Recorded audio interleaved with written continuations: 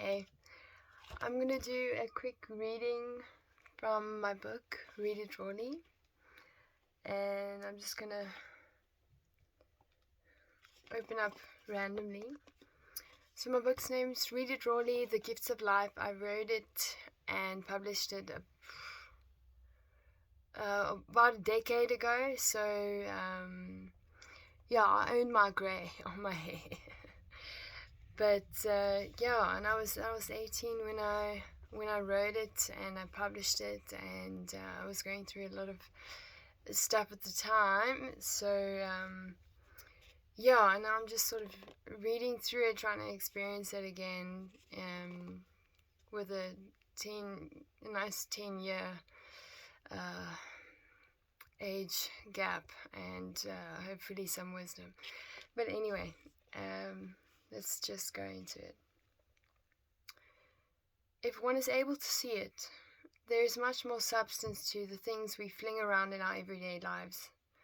We are not always aware of the toll something can have because we have grown too used to and bored of. Often linked together are the overused and ultra-glamorized words hope, faith, love. I find that many often spit them out without even thinking, or chuck them around as if they're chosen crockery in Greek plate smashing. Wow, that's colourful words. They should really be used with care, consideration, and purified intentions. While saying this, though, I still have respect for the fact that many people may see things as they wish. Although I find it essential that one should maintain to provide worth and a substantial personal perception to one's own inner unique psyche. One should maintain the ability to stand by and take care of one's individual insight, instead of blindly conforming to what others see. So what I'm trying to say there is basically, you're your own person. You gotta look inside, you gotta identify who you are. You gotta live for you, you gotta be you, you gotta live to grow, to learn, to get to know who you are made to be. You shouldn't conform to what the world tells you. You're made to be unique. You are made to be unusual, different. What is normal, really? If you're seeking more normal, I would say you're rather seeking balance, and I would say go for that. It's healthy to seek balance. But don't let labels and things of the world define you. Don't let that constrict you. You are here to live, and you are here to live as who you are.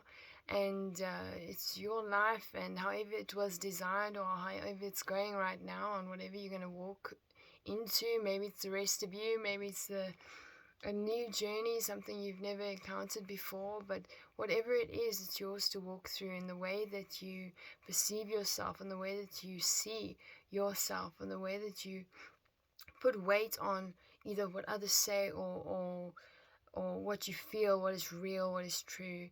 And yeah, each to their own. Everybody's got to do it. And what a journey it is to really come closer to your own, and to walk life, and to be in life as the person of who you are, who you're meant to be. And finding that person is also an amazing journey. So just keep on keeping on, and definitely go for that. And on having hope, faith, and love, I mean, those are quite rare, but it's not impossible. I feel like nowadays that is coming more and more. It's in the air, if you care to see it, if you care to look. And nowadays, as well as back then, as well as any time, what really helps with developing your self-awareness is balance, is knowing your stresses, is knowing how to deal with yourself, and self-regulating your emotions, even co-regulating, know how to communicate, or just be able to do that. Write things down, have an outlet, have that healthy, be active, And that sounds like a lot, but it's just basically taking care of yourself and being balanced in who you are and how you can encounter life as a healthy being that can move. And you deserve that. And therefore, you deserve to live a life worthy of love. Um, you have full access to faith all the time. I mean, you can talk to God at any point. You can set up a prayer. You can have hope. Hope is a thing of its own. It's quite a strong thing. You can link arms with a friend and you can have hope together. You can lean on each other and you can be strong and you can have faith in one another. You can believe in one another. So you can believe in yourself and you can take one step at a time. And if you can't get it from anywhere else, it starts from within. Faith, love, hope, especially love. So that's self-care and becoming more self-aware and just paying a little bit more attention to yourself and how you are within you and without you, how you react to what is outside of you and also intrinsically. And then like sort of taking a step back sometimes to see things from a different perspective, or to just be an observer and listen and try and get feedback as to how others are perceiving you, or what impact are you making. And then from there, and this is what I'm trying to get to, is that in life we it's actually kind of beautiful and we're supposed to do it because it's a part of growth. I mean, if you just think of the word adjust, and if you're open to changes and you're open to sometimes feeling a little bit uncomfortable, but you're comfortable with that, as long as it's not all the time comfortable and all the time uncomfortable, but a balance between the two, that's what life is about. Life is hard, but it's also beautiful, again, if you care to see it. And sometimes it really does start off from within. Sometimes you really can't see it with your eyes looking out, or even in a mirror, nothing like that. Sometimes nobody else can really tell you that what you need to see and realize within yourself. So it's that inner connection, and also seeking and being curious of what else can I connect to, what is real, what is living, what is light, what is love. And really expanding your horizons in terms of how you can live and how you can spread your wings, so to speak, but really spread your stride, really, and really from step to walking to strutting to running to moving, just keep on keeping on. I know I say this a lot, but I will always say it. And there is light at the end of the tunnel. You just got to keep on moving. You just got to keep on moving. But anyway, let me just get back to this. Okay, so getting back to 10 years ago, I think I say here is how I see hope, faith, and love. Here are the perceptions I stand by. Okay, so I mentioned perceptions I stand by, which is quite interesting because usually it's values to stand by. But that's just how I think now, so this will be interesting. Hope. Hope is, simply put, one's own positive thoughts for a positive future. Hope can be used selflessly or substantially for oneself. It serves as both an act of kindness and a symbol to never give up. Hope binds and unites. It ripens fruits and waters seeds. Hope assists us to become strong, worthy trees with healthy roots and vibrant leaves. And yes, this paragraph derives from my inner Dr. Seuss. I found it appropriate. Okay. Faith. In my opinion, faith is what we decide to believe in that will lead us and strengthen us. To have faith in whatever it may be, God, your guide, spiritual being, universe, or even those around you. This is just me being open. I suggest try God, talk to Him. Faith helps us move forward, and that is true. It solidifies our values and assists us when we struggle.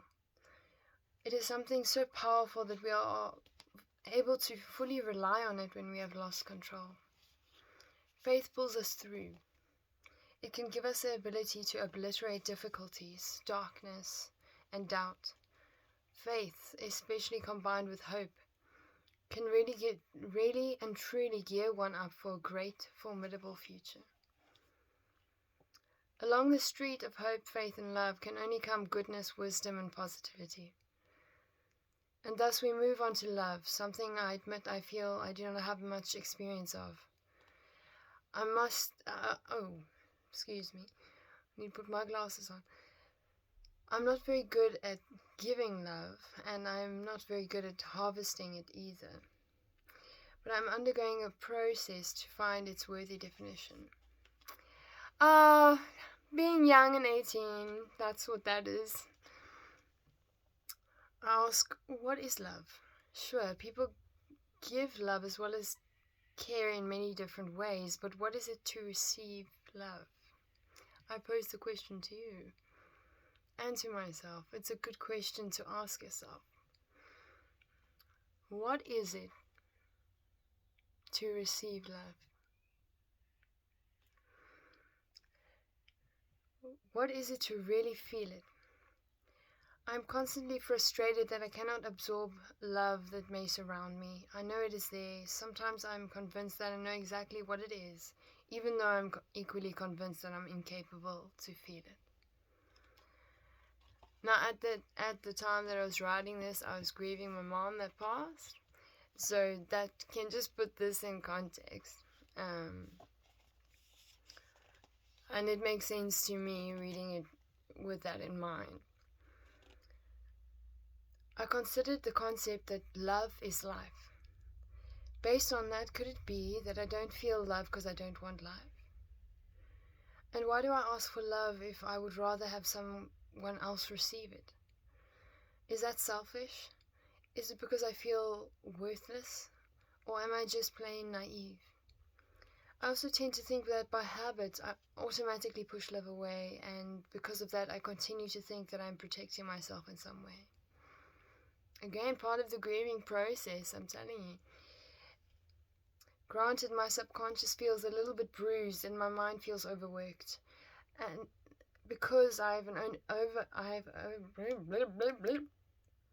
excuse me. Okay, hold on. And because I've overanalyzed whether or not I deserve love. I probably did. I've pulled it apart so much and to such an extent that I've ruined my ability to accept love. Wow, I really just was so hard on myself. I tend to still be, but I try to pace myself. Sure, very hard on myself when I was younger. I was seeing a therapist at one point who told me, and I was going through a kind of a weird stage. He told me that he was like, "Darling, you are hammering yourself. You're not being hard on yourself. You are hammering yourself." And I was like, "Oh, okay." And that sort of put things in perspective for me, because I was like, that sounds a bit hectic. And then I realized how hard I was actually being on myself. And so I just want to mention that the way that your inner dialogue works, the way that you talk to yourself inside, that affects how you're feeling. It affects your mood. It affects your whole being, your vibe. And that's just you. You can light as many candles as you want, and you can spray the room with perfume. But I mean, it's inside. I mean, if you're gonna put fairy lights up outside, make sure the fairy lights are on inside. Oh, more, there's fairy lights in the background. Okay. Now I'm distracted, sorry.